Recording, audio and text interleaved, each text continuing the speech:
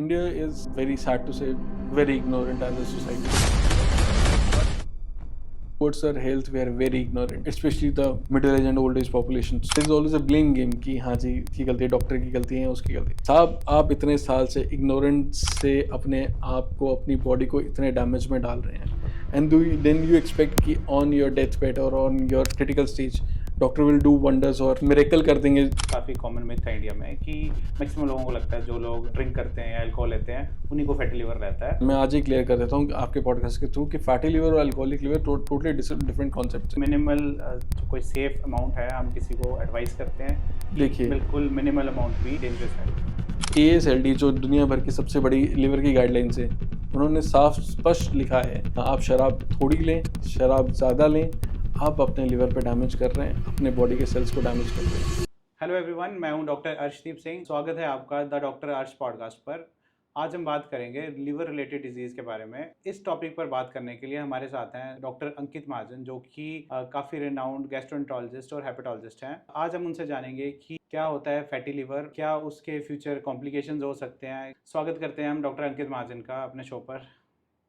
Hello, पहले तो मैं डॉक्टर अर्श को बोलना चाहूँगा this is a great venture, बहुत अच्छा वेंचर उन्होंने नया स्टार्ट किया है। इससे लोग पब्लिक अवेयरनेस और लोगों के लिए जो डिजीज़ की प्रॉब्लम है हम डिस्कस करेंगे तो शायद लोग इसके बारे में अमन करके और आगे अपनी लाइफस्टाइल्स को बेटर करेंगे, लाइफ को बेटरमेंट के लिए बहुत अच्छा पॉडकास्ट है। हम ये जानना चाहेंगे कि फैटी लिवर क्या होता है। बेसिकली फैटी लिवर हमारे जो बॉडी में जब हम फैट डाइजेस्ट करते हैं तो फैट डाइजेस्ट करने के कारण कुछ कुछ फैट के मॉलिक्यूल्स हमारे बॉडी में सर्कुलेट करते हैं, हमको हम काइलोमाइक्रोन्स कहते हैं अपनी लैंग्वेज में। बट जब जाके वो फैट के ग्लोब्यूल्स या फैट की जो थैलियाँ होती हैं जाके लिवर में जमना शुरू हो जाती हैं और उसको 10% से ज़्यादा हो जाती हैं, तब हम उस स्टेज को फैटी लिवर कहते हैं। आजकल का लाइफस्टाइल ऐसा है, हम रूटीन में देख रहे हैं। मैं पीडियाट्रिशियन खुद ही अपने बच्चों में देखता हूँ कि जो मेरे पेशेंट्स होते हैं उनमें देखता हूँ कि फैटी लिवर काफ़ी कॉमन हो गया है। क्या रीज़न है कि आजकल की जनरेशन में फैटी लिवर काफ़ी कॉमन है? देखिए, I think first and foremost ये है कि फैटी लिवर पहले भी कॉमन था। ओके। फैटी लिवर एक ऐसा डिजीज़ है जो 1980 से श्रीनगर में डायग्नोस हुआ था। पहली बार श्रीनगर में डॉक्टर स्किम्स के डॉक्टर्स ने डिसाइड किया था कि एक फैटी लिवर नाम की एंटिटी है। ओके।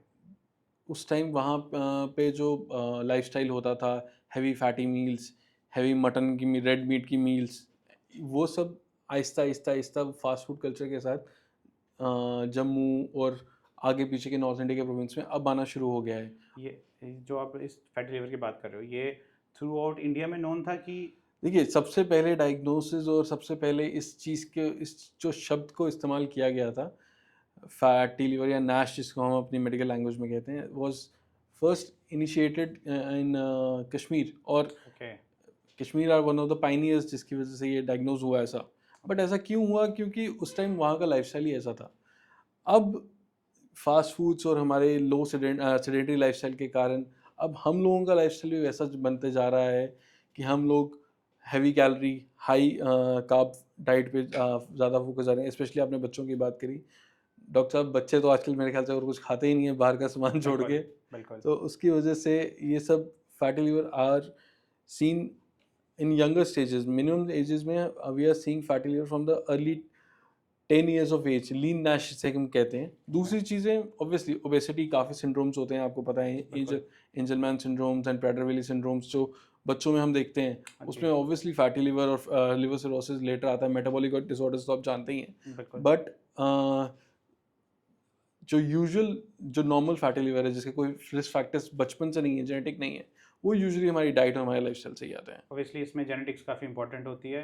जेनेटिक्स जैसे हमने बताया आपको कि काफ़ी सिंड्रोम आप ज़्यादा जानते हैं मुझसे इस बारे में। हाँ। एंजलमैन, प्रेडर-विली, ऐसे हाँ। सिंड्रोम्स जो हैं, ये जो सिंड्रोम्स हैं, ये ऑब्वियसली फैटी लिवर को प्रीडिस्पोज करते हैं। ऊपर से जो जेनेटिक्स हैं, येस, अगर आपके मदर मेट फादर में ओबेसिटी है, तो मेटाबॉलिक आपके सिंड्रोम है उनको। मेटाबॉलिक सिंड्रोम्स हैं, मदर फादर में ओबेसिटी है, तो definitely there is a very high chance कि you will be obese, maybe because of lifestyle, maybe because of genetics. But obesity एक नया एपिडेमिक है इंडिया का। Not only India, in fact whole south east Asia is covered with obesity right now. And ये कहाँ से आया है? जो ये वेस्टर्न डाइट हमारे यहाँ इंडियन कल्चर में इंकॉर्पोरेट हुई है, लो सेडेंटरी लाइफस्टाइल, हम high stress environments, late working hours, पूरा पूरा दिन लोग काम करते रहते हैं, अपनी सेहत के लिए टाइम नहीं है। डॉक्टर्स मेरे ख्याल से इसके सबसे ज़्यादा शिकार हैं, बिल्कुल। लेकिन स्टिल ये जो लाइफस्टाइल हैं जिसमें बिल्कुल हम कहीं चलते-वलते नहीं हैं, अपने आप को ब्रिस्क वॉक नहीं देते हैं, अपने आप को कोई एक्सरसाइज नहीं देते हैं, ये एक बहुत बड़े फैक्टर्स हैं। ऑब्वियसली फैमिली सिंड्रोम्स तो हैं ही हैं। मैंने खुद के पेशेंट में ही देखा था। मेरे पास एक बच्चा आता था, कोई ऑलमोस्ट 13-14 ईयर्स का था। उसको मैं 10 ईयर से फॉलो अप कर रहा था। ही वाज़ लाइक कि मॉर्बिड ओबीस था बच्चा। वो कुछ ऑलमोस्ट मेरे को लगता है 5.5 फीट का हुआ होगा और उसका वेट वाज़ अराउंड 110। तो उसको हाइपरटेंशन था बच्चे को, और बाकी उसके जो अल्ट्रासाउंड करवाया उसको सब कुछ चल रहा था, और उसको हमने फॉलो अप किया। और अल्टीमेटली उसके फैमिली में हिस्ट्री थी क्लियर कट की, फादर में मदर्स में भी दोनों डायबिटिक थे। उसके लिपिड प्रोफाइल डी रेंज रहता था, उसको फैटी लिवर रहता था, और अल्टीमेटली वो ऐसी सिचुएशन में आया कि 13 ईयर्स 14 ईयर्स में मेरे पास ओपीडी में आया, और उसको अर्ली ऑनसेट डायबिटीज़, जिसको हम मॉडी बोलते हैं, maturity onset diabetes in young, वो उसको हो गया। हो गया, तो अल्टीमेटली जो हमने भी देखा है कि वो जेनेटिक्स का काफ़ी इंपॉर्टेंट रोल है, और आप एज ए गैस्ट्रोएंटरोलॉजिस्ट आप ज़्यादा बेटर बिल्कुल, बिल्कुल। रिलेट कर पाते होंगे। किसी को कैसे पता चल सकता है कि उसको फैटी लिवर है? क्या इसके कुछ अर्ली सिम्टम्स होते हैं? कुछ देखिए, अनफॉर्चुनेटली फैटी लिवर के कुछ अर्ली सिम्पटम्स बहुत वेग से होते हैं। आपको लगेगा आपको गैस है, आपका पेट हैवी हो रहा है, आपका पेट सूज रहा है, आपको लग रहा है कि मेरे अपर एब्डोमेन में मुझे थोड़ी-थोड़ी दर्द हो रही है, मुझे खाना डाइजेस्ट नहीं हो रहा। 90% लोग इसको एसिडिटी या गैस का नाम देके झटकार देते हैं। अब कुछ रिस्क फैक्टर्स हैं फैटी लिवर के, जैसे कि शुगर हो गया, थायराइड हो गया, हाई कोलेस्ट्रॉल हो गया, ओबेसिटी हो गया, इंसुलिन रेजिस्टेंस के कुछ सिंड्रोम्स हो गए, जैसे पॉलीसिस्टिक ओवेरियन डिजीज जो फीमेल्स में हैं कॉमन, कुछ हार्मोनल डिसऑर्डर्स, कुशिंग्स, ये सब जो होते हैं, हाई स्ट्रेस एनवायरनमेंट्स होते हैं। बिल्कुल। इन सब चीज़ों के कारण फैटी लिवर एक नॉर्मल माइल्ड स्टेज से आगे बढ़ना शुरू हो जाता है। फैटी लिवर की बहुत स्टेजेस होती हैं। पहली अच्छी बात ये है कि about 60% people stay in the mild stage through out their life. But अगर हमारे पास कोई रिस्क फैक्टर्स हैं, जैसे शुगर, थायराइड, कोलेस्ट्रॉल, ओबेसिटी, तब डेफिनेटली हमें फैटी लिवर के बारे में गौर से सोचना चाहिए। मैं अपने पेशेंट्स को भी यही कहता हूँ कि अगर आपके पास कोई रिस्क फैक्टर है, डेफिनेटली आपको अपने फैटी लिवर को इवैल्यूएट करना चाहिए। बट अगर आपकी लाइफ में रिस्क फैक्टर्स कम हैं, इन किसी सिंड्रोम्स में आप फॉल नहीं करते हैं, तो आपके फैटी लिवर को प्रोग्रेस होने के चांसेस कम हैं, अनटिल अनलेस आप अपने साथ ही कोई ब्लंडर करें, जैसे अल्कोहल ले लें। काफ़ी कॉमन मिथ है इंडिया में कि मैक्सिमम लोगों को लगता है जो लोग ड्रिंक करते हैं या अल्कोहल लेते हैं उन्हीं को फैटी लिवर रहता है। क्या फैटी लिवर के जो टाइप्स रहते हैं, अल्कोहलिक और नॉन अल्कोहलिक? देखिए, fatty liver is basically fatty liver और alcoholic liver are totally different concepts okay. All together. मैं आज ही क्लियर कर देता हूँ आपके पॉडकास्ट के थ्रू कि फैटी लिवर और alcoholic liver totally different concepts हैं। फैटी लिवर में बेसिकली जब फैट हमारी लिवर में डाइजेस्ट होता है, तो पहले फैट डाइजेस्ट होता है। फैट को पचाने के लिए जब लिवर काम करता है, तो लिवर में स्वेलिंग होना शुरू हो जाती है, जिसको हम इन्फ्लेमेशन कहते हैं। उसको स्टीटोहेपेटाइटिस की स्टेज बोलते हैं। पहले स्टीटोसिस होता है, फिर स्टीटोहेपेटाइटिस स्टेज होता है। जब वो स्टीटोहेपेटाइटिस हद से ज़्यादा बढ़ जाता है और एक एक्सटेंट के बाद आपका लिवर उसको डाइजेस्ट नहीं कर पाता या लिवर उसको कम नहीं कर पाता, तो वो इन्फ्लेमेशन आपके लिवर के स्ट्रक्चर को या लिवर के जो सेल्स होते हैं उनको मारना शुरू कर देता है, और डैमेज वहाँ कर पे स्ट्रक्चर डैमेज करना शुरू कर देता है। उस स्ट्रक्चर डैमेज से सिरोसिस शुरू होता है, और जो ओके। लेटेस्ट स्टेजेस में अपनी कॉम्प्लिकेशंस पे जब आता है, तब हमें एक्चुअली पता चलता है कि फैटी लिवर या हमारे लिवर में डैमेज हो रहा है, तो हम हमें कुछ पता चलता है। अनफॉर्चुनेटली जो लिवर डिजीज़ हैं वो आएँगे ही, हमें पता ही तब चलेगा जब वो लिवर उस एक्सटेंट तक डैमेज हो जाएगा कि उसकी कॉम्प्लिकेशंस हमें दिखना शुरू हो जाए, हमारे पैरों में सोजा दिखना शुरू हो जाए, हमें जॉन्डिस आना शुरू हो जाए, हमें खून की उल्टियाँ आना शुरू हो जाए, हमारा पेट फूलना शुरू हो जाए, हमारे पैर फूलना शुरू हो जाएँ, और कभी लेटर स्टेजेस में होश उड़ना शुरू हो जाता है, और कुछ अनफॉर्चुनेट केसेस में कैंसर तक बदल कर सकता है। मिनिमल जो कोई सेफ अमाउंट है, हम किसी को एडवाइस करते हैं कि देखिए, बिल्कुल मिनिमल अमाउंट भी डेंजरस है?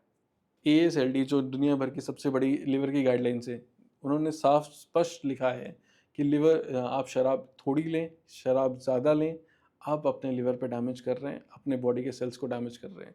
AASLD के अकॉर्डिंग किसी टाइप की लिकर, बियर, विस्की, वाइन, किसी कोई भी भी अमाउंट अल्कोहलिक में, बेवरेज?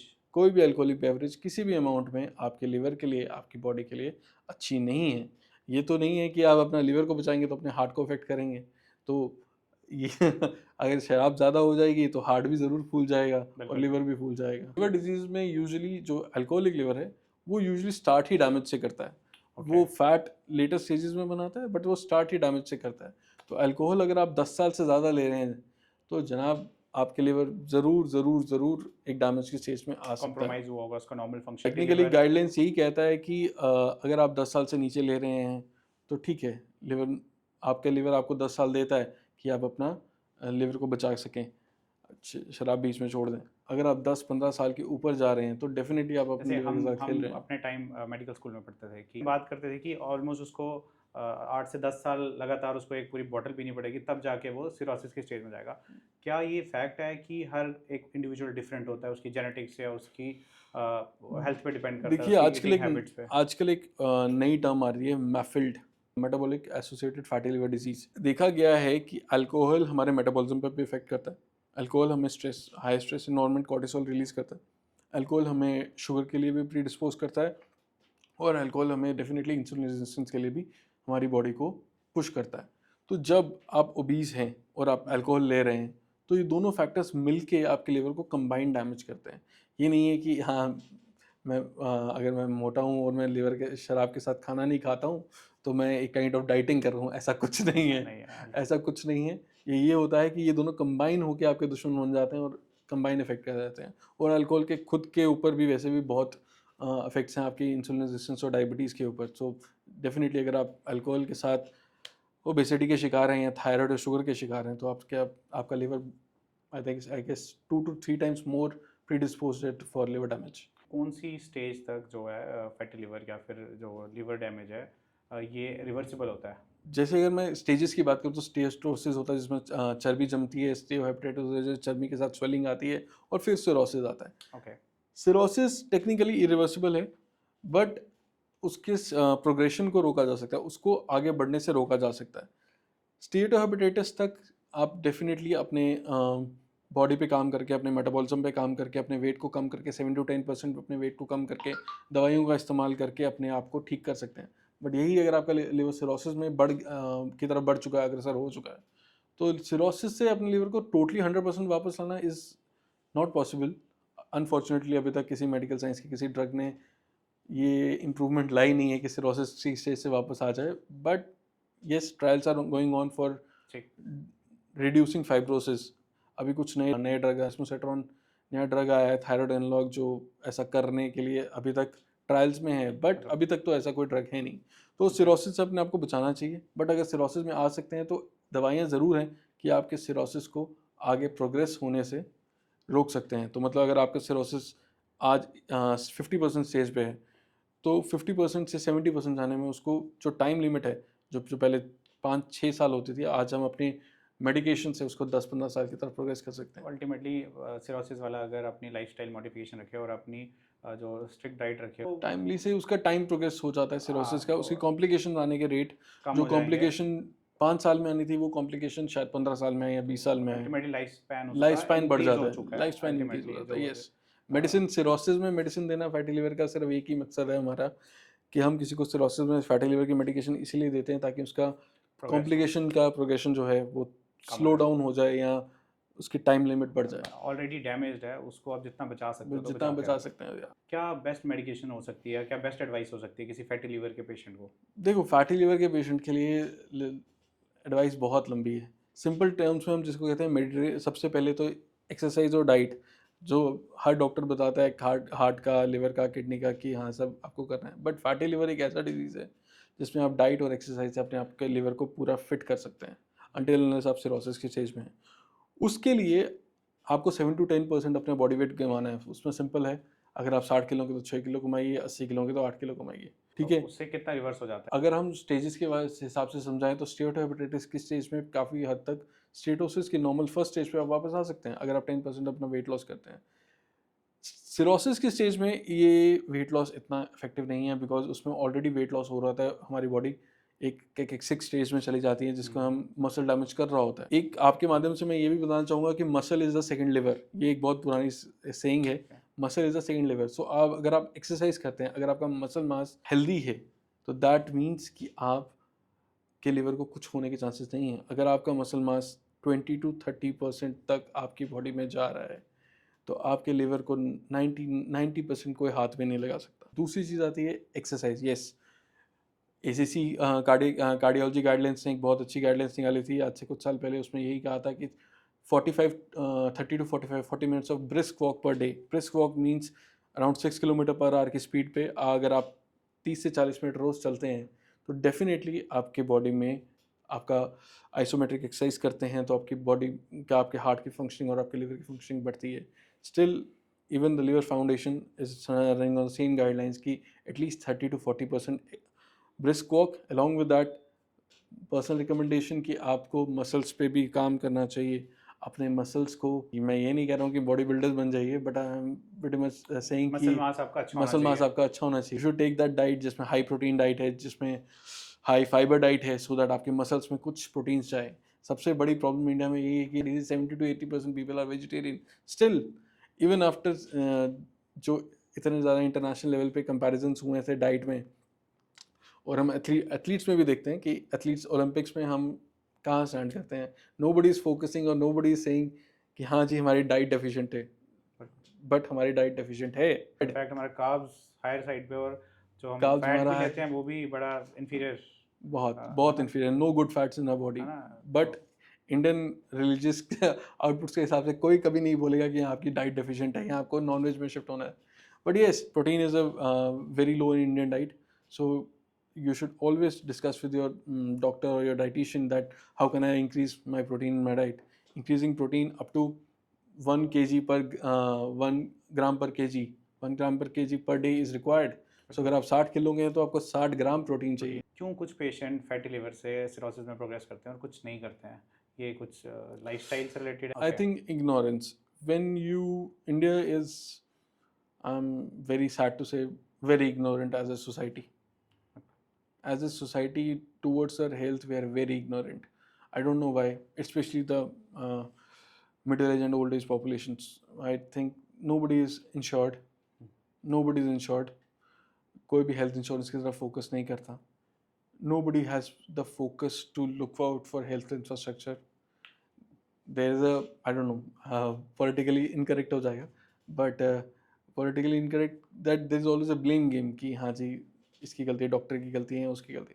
साहब आप इतने साल से इग्नोरेंस से अपने आप को, अपनी बॉडी को इतने डैमेज में डाल रहे हैं, एंड देन यू एक्सपेक्ट कि ऑन योर डेथ बेड और on your critical stage doctor will do wonders और वंडर्स कर देंगे या कुछ मिरेकल कर देंगे. जादू ही हो गया ना, मिरेकल कर देंगे कि आप पूरे साल की इतने सालों की आपकी इग्नोरेंस से आप बिल्कुल ठीक हो जाएं. सो यही है ignorance. If you have the risk factors, आपको रिस्क फैक्टर्स हैं, शुगर है, थायराइड है, ओबेसिटी है, एंड स्टिल यू नॉट, आप अपने डाइट पे, अपनी बॉडी पे फोकस नहीं कर रहे हैं, अपने लिए एक्सरसाइज नहीं कर रहे हैं, अपने पैरामीटर्स या अपने लिवर के स्कैन्स या अपने हार्ट के TMTs नहीं करा रहे हैं, और अब आप लेटर स्टेजेस में आके बोलते हैं कि there is, please help me और सेव मी. नो.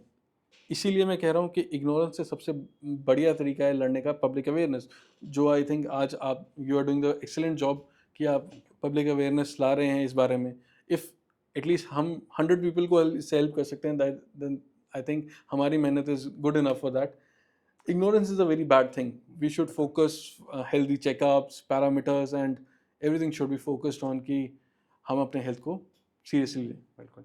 अब ये क्वेश्चन हमारा स्पेसिफिकली सिरोसिस पेशेंट्स के लिए है कि अब कोई सिरोसिस पेशेंट है, उसको कब कितना फ्रिक्वेंटली डॉक्टर को विजिट करना है और क्या कॉम्प्लिकेशंस होंगी तो उसको डॉक्टर के पास जाना है? सिरोसिस की अपनी स्टेजेस होती हैं, compensated and decompensated. Decompensated cirrhosis unfortunately I think monthly आपको अपने डॉक्टर को विजिट करना चाहिए. डीकॉम्पनसेटेड सिरोसिस में वेट मॉनिटरिंग के लिए, हेल्थ पैरामीटर्स चेकअप के लिए. दैट इज़, डीकॉम्पनसेटेड वो स्टेजेस हैं जिसमें पेशेंट को ऑलरेडी कॉम्प्लिकेशंस आ गई हैं, पेशेंट के पैर सूज गए हैं, पेट फूल गया है, खून की उल्टियाँ हो रही हैं, जॉन्डिस हो गया है, पेशेंट को काली टटियाँ या ये सब प्रॉब्लम्स होना शुरू हो चुकी हैं. बिल्कुल. डीकॉम्पनसेटेड स्टेज में ऑब्वियसली पेशेंट भी आता है, but although it's very late. Compensated cirrhosis, yes, compensated cirrhosis या अर्ली सिरोसिस जिसको हम लोकल लैंग्वेज में, मतलब सिंपल लैंग्वेज में कह सकते हैं, उसमें यही कह सकते हैं कि यस, ईयरली एंड और 6 मंथली और एनुअली आप अपने डॉक्टर से कंसल्ट कीजिए, अपने पैरामीटर्स चेक कीजिए, फाइब्रोस्कैन या CT स्कैन या MRI से अपने आप को, अपने लिवर को 2-3 साल में चेक करते रहिए, एंड मेक श्योर कि that you are losing weight, your doctor is, you are complying with your doctor's advice, अपने डॉक्टर की एडवाइस माने, वेट लॉस कीजिए. जिस लाइन पे आपके डॉक्टर्स आपको कहते हैं कि आपको चलना चाहिए, आप उस लाइन में चल रहे हैं कि नहीं, वो फिर एक कंप्लायंस की बात आ जाती है। सिरोसिस के पेशेंट को कब लिवर ट्रांसप्लांट एडवाइस किया जाता है? देखिए सिरोसिस के ना अपने वो हैं, टाइप्स हैं, किस कारण से सिरोसिस हुआ है। अब ओके। अगर किसी बच्चे को, आपको पता होगा, टायरसीनीमिया है, मेटाबॉलिक डिसऑर्डर्स हैं, ग्लाइकोजन स्टोरेज डिजीज़ हैं, या बिलियरी अट्रेसिया है। बिल्कुल। बिलियरी अट्रेसियाज में तो हम आई थिंक कितना, 1 महीने में, 2 हाँ 8 हफ्ते के बिल्कुल। अंदर, हाँ नहीं 8 वो हफ्ते के अंदर ये तो इनकम्पैटिबल विद लाइफ है। इनकम्पैटिबल है। हाँ। यही बात टायरसीनीमिया में आ जाती है, 10-15 साल में लिवर को 10-15 साल की उम्र में करना पड़ता है। अल्कोहलिक लिवर्स यूजुअली हमारे पास 40-50 साल में आते हैं, यंग ओके। मेल्स 40-50 साल में। और फैटी लिवर यूजुअली हमारे पास 60-70 ईयर्स में आते हैं। 60-70 ईयर्स में आने का नुकसान ये है कि हम लिवर ट्रांसप्लांट उस एज में करना पॉसिबल नहीं होता, बिकॉज ओके। 65 के बाद देयर इज अ 50-50 चांस। ऐसे लिवर ट्रांसप्लांट का रेट, सक्सेस रेट आज की डेट में आई थिंक 70-80% है, बट 60-70 ईयर्स की एज में जब पेशेंट हमारे पास यूजुअली फैटी लिवर लेके आता है, तो उस स्टेज पे ट्रांसप्लांट का success rate is less than 50%। But if you are showing, जो गाइडलाइंस कहती हैं, जो किताबें कहती हैं, वो ये कहती हैं कि अगर आपको पहला साइन डिकम्पोजिशन का आ जाए, you should go ahead with transplant. जब तक आपका लिवर कॉम्पनसेट कर रहा है, there is still a hope कि आपका लिवर वापस आ सकता है, आपका लिवर कम कर रहा है। यही आप 60-70 क्रॉस कर चुके हैं तो 10 साल और लिवर निकाल जाएगा, ये सब पॉसिबिलिटी है। लेकिन बुक्स की माने तो पहले साइन ऑफ डिकम्पोजिशन, पहले जॉन्डिस पे, पहले पेट फूल पे, you should go ahead with transplant. क्या बिंज ड्रिंकिंग रेगुलर ड्रिंकिंग से ज़्यादा हार्मफुल है? Definitely, definitely. एक पुरानी मिथ होती थी जिसमें कहते थे कि जो सुबह शुरू हो गया उसका काम खत्म हो गया। अपनी ऑडियंस को क्लियर करना चाहता हूँ कि बिंज ड्रिंकिंग क्या होती है और रेगुलर ड्रिंकिंग क्या होती बेसिकली एक साथ ज़्यादा ड्रिंक करना, है? ओके। 6 to 7 टाइम्स, उससे आप एक और एंटिटी है अल्कोहलिक हेपेटाइटिस, उसकी तरफ जा सकते हैं। लिवर एकदम से स्वेल कर सकता है, एकदम से लिवर डैमेज हो सकता है। ओके। बिंज ड्रिंकिंग आजकल जो डेफिनेशन में चेंज है उसमें ये है कि अगर आप रेगुलरली करते हो, that is also considered as binge drinking. अब अगर आप एक्सेसिव अमाउंट में डेली जो पी रहे हैं। डेली ड्रिंकिंग या रेगुलर डोजेज है, that is 21 units per week. 21 units per week, अगर मैं सिंपल लैंग्वेज में बोलूँ, हफ्ते में 3 पैग। हफ्ते में हफ्ते में 3 3 pack peg is allowed for males, हफ्ते में 2 peg is allowed for females, females. And that too smalls, 30 mls। ठीक है, 21 units for males and 14 units for females. So females are more prone for alcoholic liver disease. But So basically, regular drinking is just 3 small pegs, 90 ml per week for men are allowed, and 60 ml for female are allowed. Right? That is the basic definition of regular drinking, which is non-compliable by everyone. Binge okay. drinking is basically if you're drinking daily, if you are drinking in heavy amount, if you are drinking in the daytime, if you have, अगर आपके अपने inter family relations खराब हैं, you are a binge drinker. कि अगर कोई quit कर देता है अल्कोहल कंजप्शन, तो क्या जो उसमें लिवर में चेंजेस हुई होती हैं वो रिवर्स हो जाती हैं? हाँ, हम सिरोसिस को एक्सक्लूड करते हैं, या stage 2 definitely, stage 3 fatty liver है उसको। डेफिनेटली। अगर आपको कोई मेटाबॉलिक रिस्क फैक्टर नहीं है, अगर आपको थायराइड, शुगर, ओबेसिटी नहीं है, और आप अर्ली सिरोसिस में हैं, या फिर स्टीरोहेपेटाइटिस या स्वेलिंग की स्टेज में हैं, ओके। तो डेफिनेटली अल्कोहल ख़त्म करना आपकी आधी प्रॉब्लम सॉल्व कर देगा। एब्सोल्युटली नॉर्मल हो जाएगा। फ्यूचर में एब्सोल्युटली उसको कोई रिस्क कोई रहेगा रिस्क, सिरोसिस होने का या वैसा कुछ? अनलेस के until आपको कोई रिस्क फैक्टर है, I think cirrhosis is out of stage. Lifestyle modifications के अलावा लेटेस्ट ट्रीटमेंट ऑप्शंस क्या हैं इसमें? That's a excellent question. Lifestyle modifications के अलावा latest, Europeans especially are working extremely well in fatty liver. They have come out with multiple drugs. And अभी आपने सबने सुना होगा जो बॉलीवुड इंडस्ट्रीज यूज़ कर रही है, Ozempic and Mounjaro, okay. GLP-1 analogues, बिल्कुल। जो इंजेक्टेबल्स लेते हैं आजकल। We are still, I am also prescribing to my patients. Okay. Excellent results, but very early stage to know for if there are any complication or any there complications or not. But excellent results हैं GLP-1 analogue के, Mounjaro and Ozempic के। Definitely if your BMI is greater than 30-35, you should go for it. 35 at least, I think. I don't prescribe Ozempic if your BMI is less than 35. अगर आपका BMI 35 के ऊपर है, Ozempic या Mounjaro is definitely a good choice. Riblis आता है, semaglutide and अपना liraglutide, semaglutide, as well as tirzepatide. ये GLP-1 drugs are good. Second, new drugs are coming. Seraglutides are extremely effective in controlling the metabolic parameters. Metabolic parameters को बहुत अच्छे से control करता है. Unfortunately, no effect on fibrosis has been proved. Some studies are saying कि नहीं, fibrosis में improvement है, but technically on clinical experience, no, fatty liver no, reverse करता है और मेटाबॉलिक पैरामीटर्स डेफिनेटली इंप्रूव करता है, बट साइरोलिडाजार्ड यूजुअली आपके फाइब्रोसिस पे इतना इफेक्टिव नहीं है. Vitamin E to some extent, tocotrienol activated form of vitamin E3 has shown some improvement in fibrosis but not so much. Thyroid analogs are showing improvement in FDA trials that they are affecting in fibrosis. कितना है clinical practice में क्या है वो अभी पता नहीं, जब आएगा तब शायद बात कर सकते हैं ठीक उसके है। बारे में.